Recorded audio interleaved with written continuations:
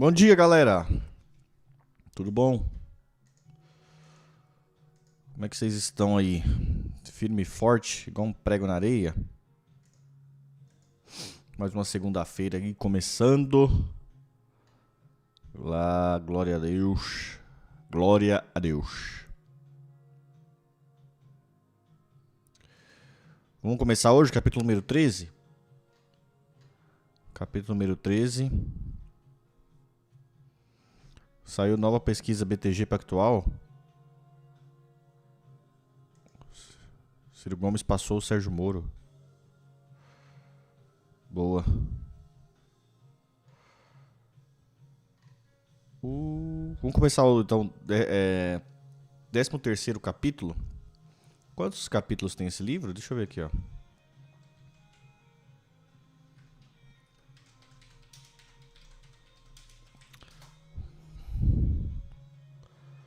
Quantos capítulos tem? Deixa eu ver.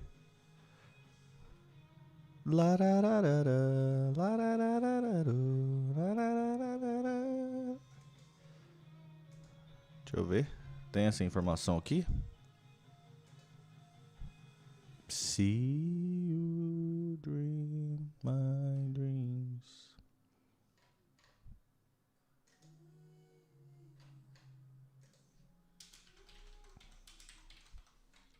Vamos ver aqui, ó.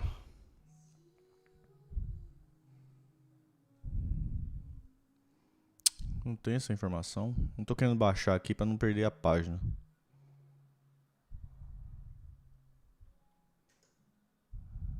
E lá é.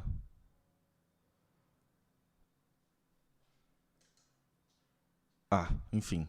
Mas eu acho que são 15 capítulos. Já estamos no 13º, então estamos terminando aí já, né? Lembrando sempre, se você estiver escutando isso aqui pelo Spotify, nós temos a leitura matinal todo dia, tá? 9 horas da manhã. Essa semana vai ser todo dia 9 horas da manhã. No YouTube e na Twitch, quem quiser encostar por lá, tá? Provavelmente, você tá vendo no futuro aí.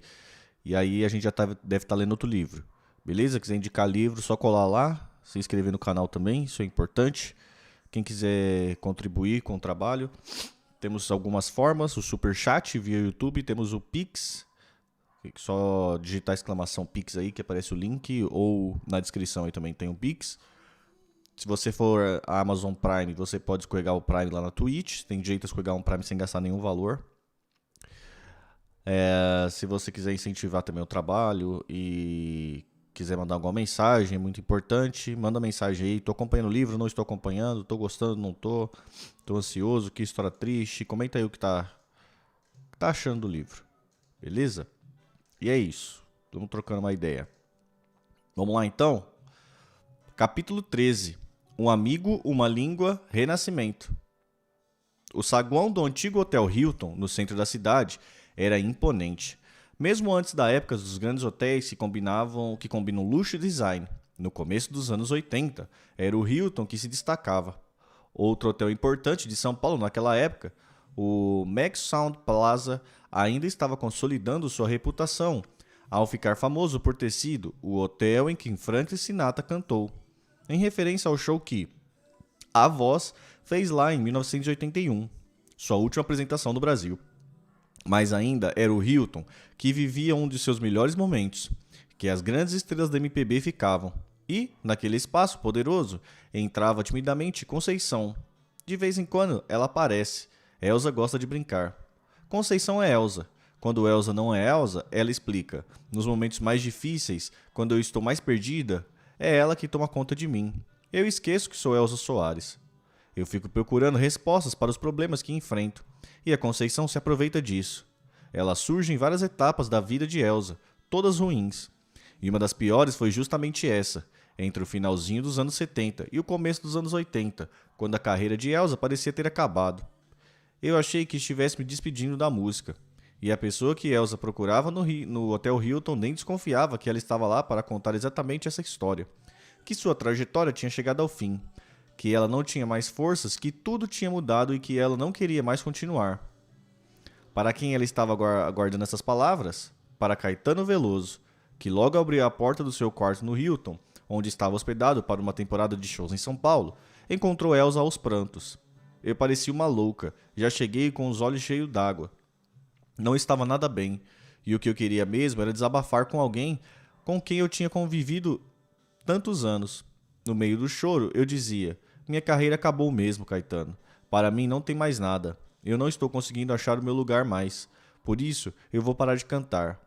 Caetano reagiu como qualquer um que tivesse acompanhado a trajetória de Elza Soares por pelo menos 2 décadas, com uma cara perplexa e certa indignação. O quê?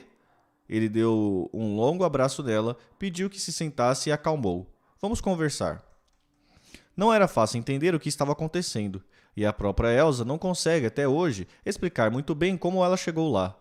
A onda ruim começou logo depois da separação de Garrincha. Os primeiros meses foram difíceis naquele apartamento horrível da Barata Ribeiro. Elsa sempre fez questão de morar bem, de ser bem servida, de se cercar de luxo que nunca imaginou que iria ter. Mas nesse período, abriu mão de tudo isso para se concentrar na sua liberdade e no seu filho. E, se possível, esquecer Mané. Bom dia, Luciana. Como é que tá aí? Firme e forte? Eu estava muito fragilizada, mas não queria manchar a imagem dele.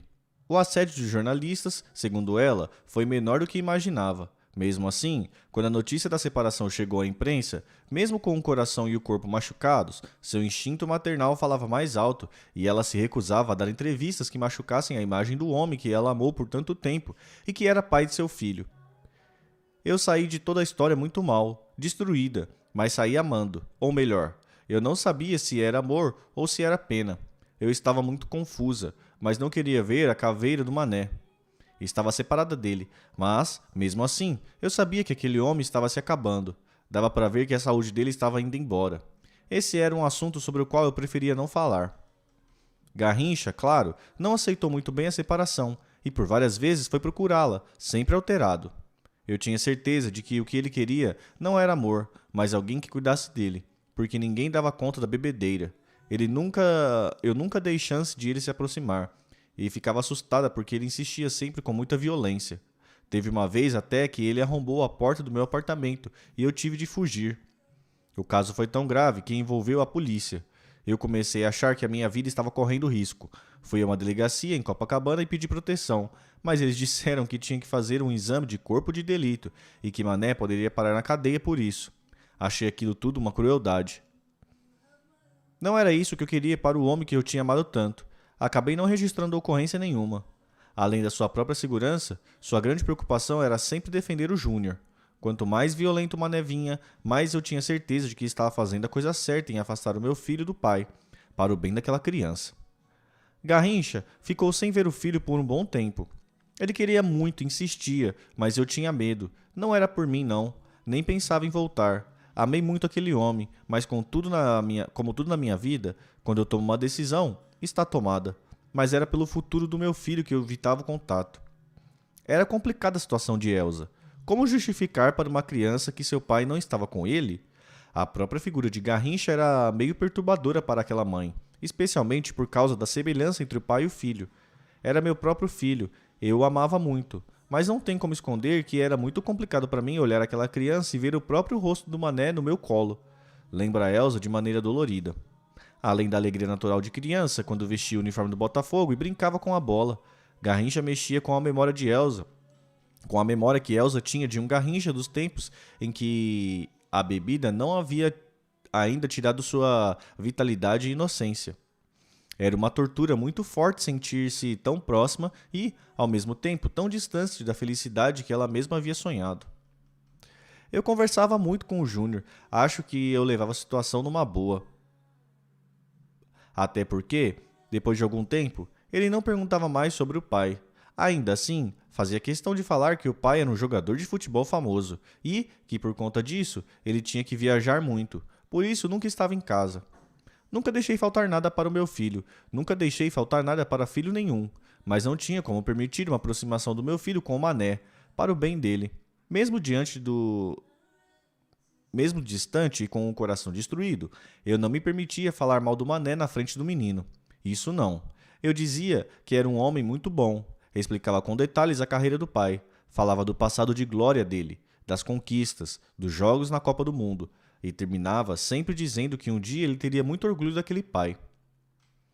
Essa superproteção, porém, só aumentava a confusão dos seus sentimentos. Em raros momentos, ela não resistia e fraquejava. Por exemplo, quando o desfile das escolas de samba do Carnaval, em 1980, Elza viu Garrincha num carro da Mangueira e chegou a sair correndo do camarote para tentar falar com ele.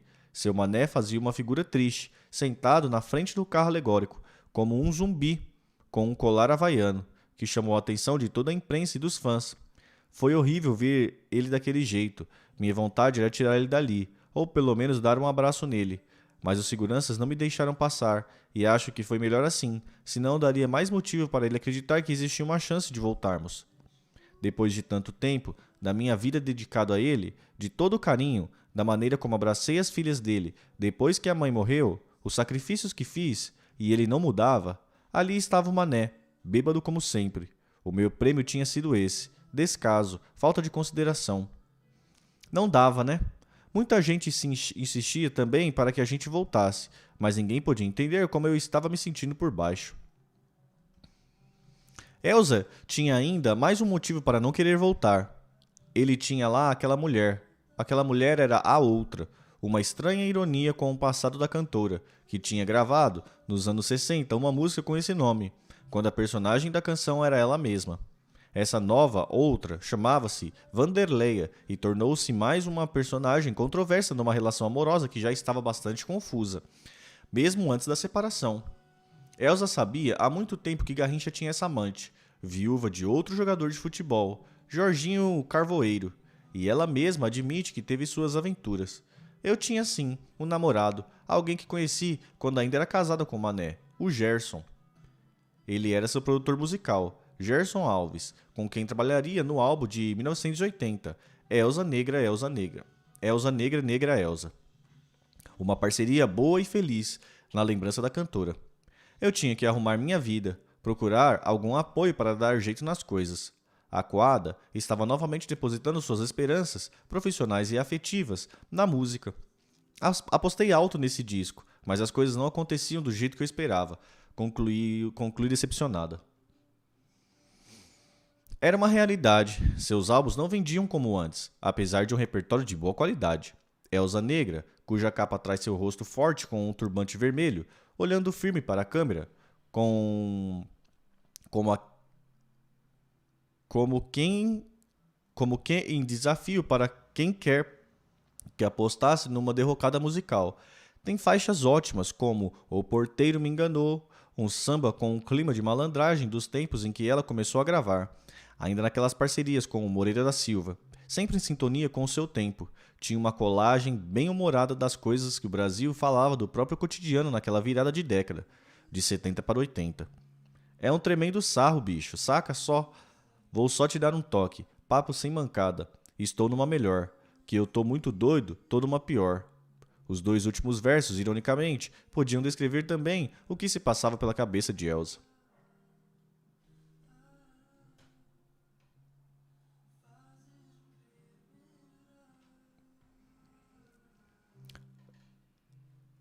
Sem sucesso nas rádios, os convites para shows foram escasseando. Por isso foi com o maior entusiasmo que ela aceitou, em 1980, um convite para participar do projeto Pixinguinha, muito popular e de prestígio. Era um evento cultural promovido pela Funarte, que resgatava e fazia circular a boa música popular brasileira pelo Brasil. Desde o fim dos anos 70, nessa sua estreia, Elza dividia o palco com Lene Andrade e o percussionista e cantor Mestre Marçal. Ao viajar pelo Brasil, o show passou por Campo Grande, Cuiabá, Manaus, Belém e Rio de Janeiro. E Elza resgatou um pouco de sua autoestima. Era, de certa maneira, uma validação da sua arte e mais de uma tentativa de afirmação do seu talento. E um dos pontos altos do espetáculo era justamente a faixa de abertura de Elza Negra, que mais uma vez fazia, nem tão sem querer assim, um retrato autobiográfico da cantora. O nome da canção era Como Lutei, e seus versos de abertura: é para chegar ao ponto em que eu cheguei, como lutei, como lutei. Nessa mesma letra, Elza cantava: já briguei briga de foice, já remei contra a maré, Hoje em dia tenho grana pro cigarro e pro café. Outro eco fiel da sua vida, não fosse por um detalhe. Enquanto a estrofe seguia falando de amor, com meu bem sempre do lado me fazendo cafuné. Elsa continuava solitária. Bom dia, mãe. Benção, tudo bem? Como é que tá aí? Mesmo com Gerson ao seu lado, ela se sentia só. Quer dizer, não estava sozinha. Eu tinha um companheiro maravilhoso. Mas sabia que tinha um espaço maior para preencher.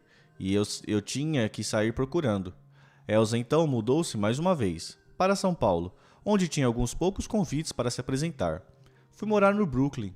Só eu e meu filho, num apartamento pequeno, que era o que dava para pagar.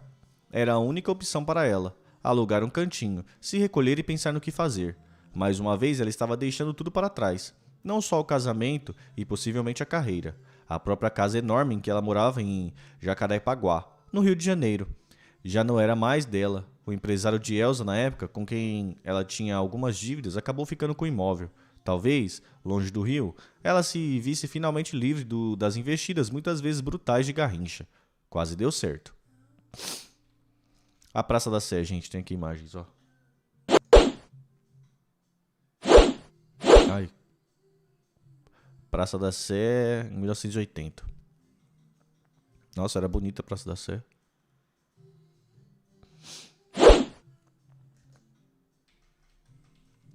Antes de sair do Rio, Elsa havia aceitado um convite para conversar com Francisco Horta, nome influente do futebol carioca.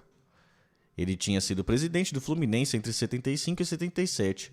Horta também era grande fã, amigo de Garrincha e decidiu procurar Elsa para tentar uma reaproximação.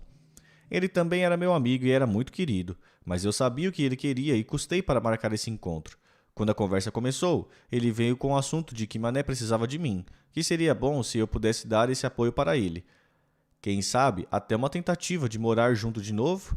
Horta me contou que estava procurando um jeito de arranjar um emprego para Mané, mas que, no estado de abandono que ele estava, seria impossível alguém dar essa chance para ele. E, quem sabe se eu ficasse novamente com ele, as pessoas não olhariam diferente para o Mané e ele teria uma chance? A primeira resposta de Elsa foi um não, coerente com a decisão que havia tomado. Mas, pouco antes de partir para São Paulo, ela disse a Horta que tentaria, sim, conversar com Garrincha, mas que teria de ser em São Paulo. A ideia até era boa. Reencontrá-lo num território neutro. Tentar fazer uma conversa um pouco mais lúcida. Sua história com o Gerson já tinha ficado um pouco estremecida com a notícia de que ela se mudaria do Rio. Por que não dar uma chance? Horta, então, mandou Garrincha para São Paulo, e ele foi se reunir com Elsa num hotel no centro da cidade. Júnior foi também. Foi um encontro estranho. Eu estava feliz de rever o Mané, mas ele não tinha condições. Pai e filho se reencontraram depois de anos, mas foi, segundo Elsa, um encontro sem emoção. O Mané já chegou bêbado e bebeu ainda mais. Tudo terminou como eu sabia que terminaria, com um porre enorme. Eu mal dormi naquela noite e fiquei muito preocupada não só com o estado de saúde dele, mas também com as coisas que ele me dizia. Mané estava cismado, achava que estava sendo perseguido. Elsa não conseguiu descobrir de onde vinha aquele medo. No dia seguinte, pegamos um trem, pois o Mané não tinha condições de voltar para o Rio sozinho. Eu não queria, mas senti que tinha a responsabilidade de acompanhá-lo, e ele continuava a falar de perseguição. Não me parecia um daqueles delírios de bebida. Cheguei a pensar que ele estava mesmo com a cabeça a prêmio, mas, toda vez que eu perguntava algum detalhe, ele desconversava. Foi assim a viagem inteira. E, quando nós chegamos ao Rio, a imprensa toda estava esperando a gente. Fui dar atenção aos repórteres e, aí, olhei para o lado e Mané de repente sumiu.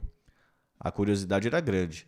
Essa era a primeira vez que os dois foram vistos juntos, desde a separação, mas o tumulto na descida do trem só serviu para assustar um Garrincha que já estava se sentindo acuado. Eu acho que ele foi tomado por um medo enorme. Na hora em que desceu do vagão e viu aquele povo, sua reação foi sumir. O Mané fugiu de tudo, dali mesmo, da estação. Uma hora eu estava lá com ele, passando a mão na sua cabeça, tentando acalmar ele, sentindo que ele estava doente e que não estava nada bem. De repente, eu dei um descuido e... cadê ele?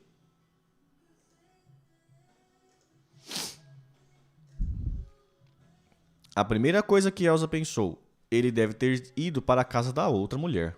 Ela falou, então, com alguns repórteres, disfarçou sua própria confusão e, como sempre, não olhou mais para trás. Pegou o trem de volta para São Paulo no mesmo dia. Essa foi a última vez que veria o homem mais importante de sua vida.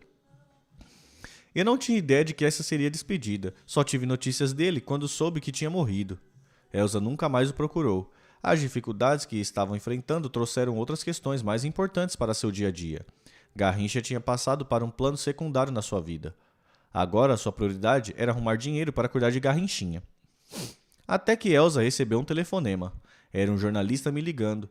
Acho que eu conhecia ele. Se chamava Edgar. Foi uma conversa meio confusa. Ele queria minha opinião sobre a morte do Mané. Parecia que ele sabia que a notícia já tinha chegado até mim. Mas eu levei um susto enorme. Era ele quem estava me contando naquela hora. Eu desconversei.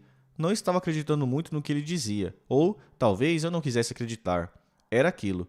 Você sabe que vai acontecer. Um homem naquele estado de saúde, uma hora ia acabar tendo alguma coisa mais séria. Não era possível um corpo aguentar tanto abuso. Mas quando chega a notícia, você não quer acreditar. Não quer achar que é verdade. Mesmo de longe, eu desconfiava que a situação era ruim. Mas morrer? Era isso mesmo? O Mané tinha morrido. Imagem.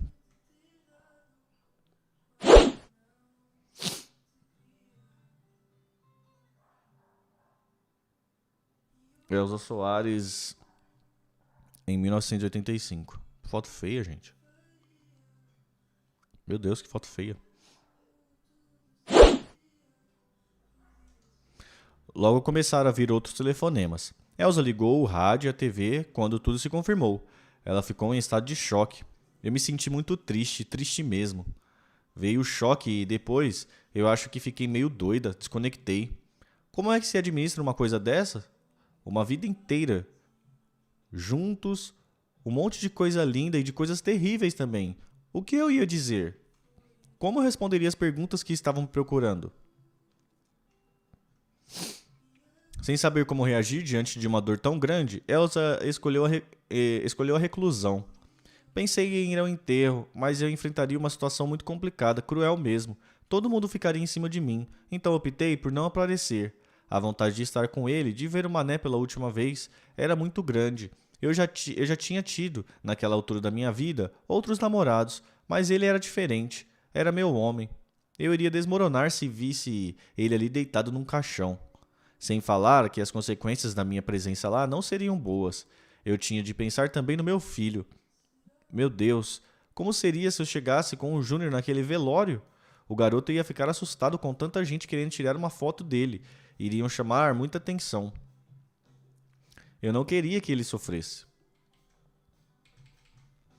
Acostumado com a distância do pai há anos, Garrinchinha talvez nem tivesse condições de entender o que estava acontecendo.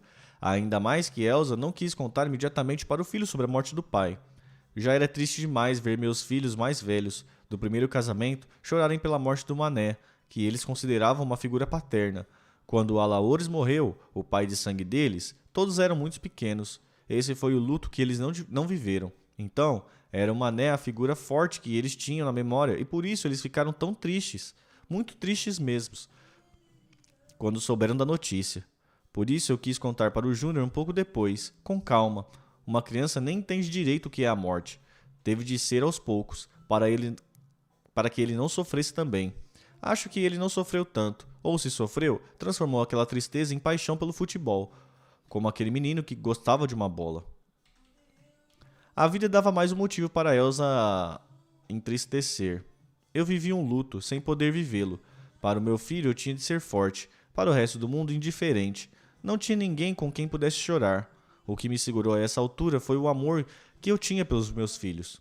Mas todas as turbulências do seu coração e a morte de Garrincha contribuíram, de alguma forma, para afastá-la ainda mais do mundo da música. Era um show aqui, outro ali. Ainda em 83, no ano da morte de Garrincha, Elsa foi convidada mais uma vez para participar do projeto Pixinguinha. Dessa vez, subiria ao palco com uma lenda do samba, o compositor baiano Batatinha. Apesar de não dividirem o palco o tempo todo, a maioria das músicas que Elsa cantava era de autoria de Batatinha, que já havia emplacado vários sucessos no gosto popular há décadas. Talvez por isso a turnê tenha sido muito bem recebida por onde passou. Niterói, Brasília, Salvador, João Pessoa, Recife, Natal e Fortaleza. Aliás, foi lá em entrevista ao jornal O Povo que ela deu detalhes de um projeto ambicioso, um musical sobre Garrincha. Na matéria, Elza dizia: falarei do que Mané gostava, de como ele era, de todas as coisas que ele valorizava.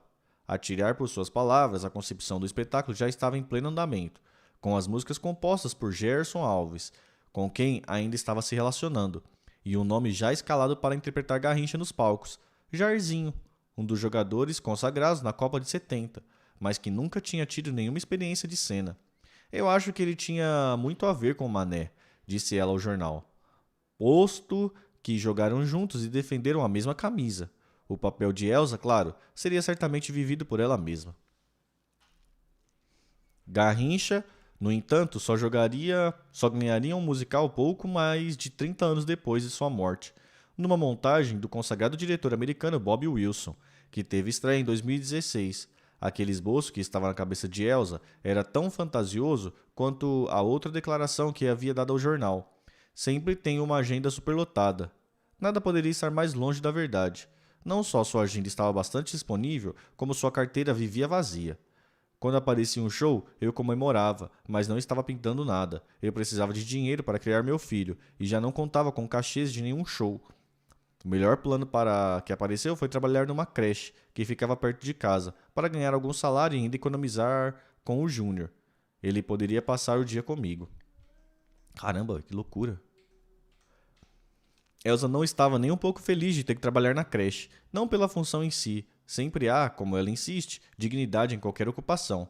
Mas um trabalho assim remetia à vida dura que vivera antes de se tornar uma cantora profissional. As inúmeras humilhações que sofreu trabalhando na casa dos outros, os tempos de doméstica, dos maus tratos que sofreu na casa das pessoas ricas, deixaram marcas profundas em Elza. Na creche, ao menos, ela seria respeitada como uma funcionária. Para alguém que se acostumou ao longo de uma carreira de sucesso a brilhar nos palcos por muitos anos, esta era uma solução dolorosa, que ela não sabia se estava preparada para enfrentar. Dias antes de começar na creche, porém, Elza recebeu uma rara proposta para uma apresentação. Seria uma ótima notícia, se não fosse por um pequeno detalhe. O convite era para cantar num circo, no interior de São Paulo. Seria um palco ou um picadeiro? Elza nunca tinha se apresentado num circo. Ficou pensando com tristeza. Elza Soares, que já cantou na Europa, no Waldorf Astoria, em Nova York, que enchia o canecão no Rio, cantando num circo. A necessidade de ganhar dinheiro, no entanto, falou mais alto que o orgulho. Parei para refletir. Eu não podia achar que um show assim fosse menos digno. Eu era e sou uma artista, e não posso me recusar a mostrar o meu trabalho. Fui.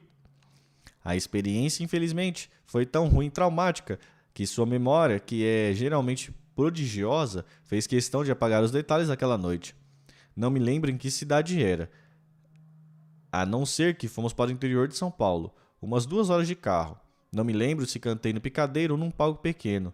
Era só um circo de lona bem sem graça, os músicos do próprio circo e eu lá mandando meus sambas. Quando Elza entrou no palco, entre uma apresentação e outra do circo, o anúncio de seu nome não puxou mais palmas do que a dos números de acrobacia. Era mais uma atração da noite. Nem sei se as pessoas me reconheceram. Só sei que estava lá para ganhar um cachê. Era para cantar? Então, fui lá e cantei. Mas eu tenho na minha memória a sensação de sair triste do circo. Eu pensava, era só mais um show. Mas não era só isso. Era a decadência. Era um ponto realmente baixo na sua carreira. Àquela altura, ela estava convencida. Tinha chegado ao fim. Era o ponto final, pensou Elza no caminho de volta para casa. Mas, chegando a São Paulo, cansada e humilhada, Elza se lembra de ter reparado em algumas faixas e cartazes o anúncio do show de um amigo seu que estava em turnê pela capital paulista. Caetano Veloso. Eu lembrei logo do Bineco, que trabalhava com Caetano e era muito meu amigo. Eu tinha guardado o telefone dele em algum lugar. No dia seguinte, liguei para ele. Disse que estava me despedindo da música, que estava muito desiludida, que minha situação estava horrorosa e, o mais importante, que eu queria dar um beijo no Caetano e dizer tudo isso a ele. Nós sempre fomos muito próximos, desde os anos 60, na época da Tropicália. Eu tinha certeza de que ele iria me ouvir, e foi isso que ele fez naquela tarde no antigo Hotel Hilton. No quarto luxuoso em que foi acolhida, ainda com o rosto molhado de lágrimas, Elsa expunha para um Caetano atônito a sua situação. Constrangida, ela não teve coragem de contar sobre suas apresentações no circo. Disse que ninguém me chamava mais para nada, que minha situação estava muito ruim e que, como artista, eu não existia mais. Estava desesperada. Imagina eu explicando para o Caetano que eu não ia bem porque a MPB estava numa fase muito ruim. Eu sabia que não era bem isso. Vários artistas estavam numa onda de sucesso, como o próprio Caetano. Nossa música vivia um momento maravilhoso. Gal Costa, Ney Matogrosso, Milton Nascimento, shows que lotavam teatros em todo o Brasil. Eu que não estava tão bem. E a culpa era minha. A conversa continuou meio truncada. Caetano me perguntou o que eu estava fazendo em São Paulo e respondi que estava com meu filho e que tentaria fazer alguns shows, sem entrar em detalhes. Mas naquele momento eu estava tentando emprego numa creche. Meu Deus, que loucura, gente. A reação de Caetano foi de pura indignação. Como ele contou para a própria Elsa numa entrevista que fez com a cantora para o jornal O Globo, em março de 2016. Caetano achava que essa era uma decisão impensável, lembra Caetano. Falei veementemente que não dava, que não era possível. Ela é de uma potência criadora, é um esteio para o Brasil. Desde que apareceu, já apareceu com aquela afirmação do talento, da personalidade, com uma visão de mundo aguda. Então, puxa, isso não se joga fora. Elsa sabia de tudo isso, só não estava conseguindo enxergar o seu talento naquele momento. Numa crise, eu me isolo muito. Tinha poucos amigos em São Paulo. Eles eram, então, minha família. Todos perceberam que eu tinha me afastado. Me procuravam e eu dizia que estava tudo bem, mas não estava. Eu estava escondida dentro de mim. Em períodos assim, entro em hibernação. Caetano, contudo, não ia deixar que Elsa hibernasse por muito tempo. Ele me disse para não pegar o emprego na creche, que eu me organizasse, voltasse para o Rio e que quando chegasse lá procurasse por ele, que ele teria uma surpresa para mim. Fiquei animado e pensei mesmo em retornar. Ainda mais que eu tinha um convite para uma participação especial no projeto 6 e meia, do Albino Pinheiro. Albino era um produtor cultural conhecido e muito querido na cena carioca, e esse seu projeto já era uma instituição. Nomes consagrados e artistas jovens, mas nos quais Pinheiro acreditava, se apresentavam às 18h30 no palco do Teatro João Caetano, no centro do Rio, com ingressos a preços populares e muito sucesso. Elsa, então, fez as malas mais uma vez. Não tinha certeza se voltar para a cidade que consagrou Garrincha seria o melhor para o seu filho, mas era necessário mais uma vez arriscar. Imagens. Elsa e Caetano, em julho de 86. Caetano magrinho. Vai ser tão melhor não ir a fazer. Fui então fazer uma temporada no 6 e meia. Peguei meu filho e voltei para o Rio de Janeiro, morando de favor na casa de Nélio, um amigo que sempre me acompanhou desde os anos 60. Eu estava lá na casa dele, quando um dia recebi um telefonema do próprio Caetano, dizendo que passaria lá no João Caetano depois da minha apresentação para me pegar. A surpresa estava pronta e ele queria me mostrar. Perguntei que tipo de surpresa era, mas ele fez mistério. Nesse dia, Gilberto Gil estava se apresentando no Canecão, casa lotada. Caetano me pegou no teatro, me levou para assistir o finalzinho do show de Gil e ficamos um pouquinho no camarim falando com ele, que eu não encontrava há um bom tempo, mas que também era muito querido. De lá, nós saímos para a gravadora e, quando chegamos, ele me disse: "Tá aqui, para você, vamos gravar isso?" Era a música Língua, que foi um dos presentes mais lindos que eu ganhei em toda a minha vida. Caetano já estava com essa música em gestação quando Elsa o encontrou no Hotel Hilton. Encaixar o talento dela numa letra engenhosa era um elogio e uma elegia ao nosso português e parceria musical. Que palavra é essa, elegia? Vou ler de novo. Encaixar o talento dela numa letra engenhosa era um elogio e uma elegia ao nosso português e parecia natural. Não sei, elegia, não entendi esse contexto, será que tá errado? A música tornou-se um destaque do ótimo álbum Velô, de 1984, de Caetano. E quem ouviu Elza cantar aquele estranho refrão, Flor do Lácio, Sambódromo, Luzimérica, Latim em pó.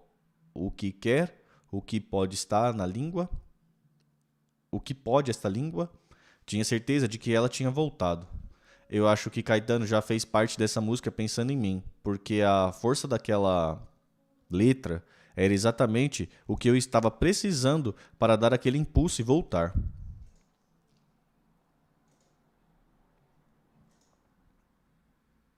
Gravei, foi um sucesso enorme e as portas começaram a se abrir de novo.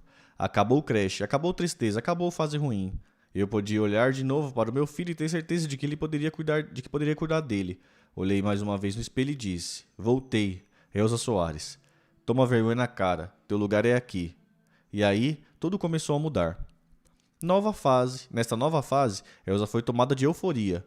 Novas gravações e parcerias estavam ali na esquina, esperando para acontecer. O Brasil todo parecia descobrir uma nova energia na sua música, junto com a alegria e a ousadia do rock carioca, o engajamento dos sons que vinham de Brasília e com um punk sujo e genial que jorrava dos bueiros de São Paulo. Elza estava pronta para mais um renascimento. A Conceição, que reinava no lobby do Hilton, ia para o segundo plano, sem reclamar demais. Elza estava no comando. Se bem que era impossível dizer por quanto tempo. Novas e ainda mais tristes tragédias estavam para acontecer na vida dessa mulher. E logo, logo seria a Conceição que, mais uma vez, levaria a Elza para o labirinto.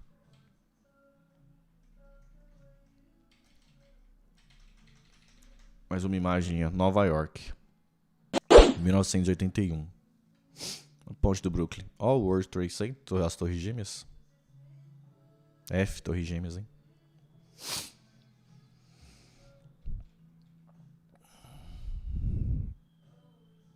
Nice, gente. Nice. Terminamos aí o capítulo 13, né? Próximo vai ser o 14, porque depois do 13 vem o 14, né?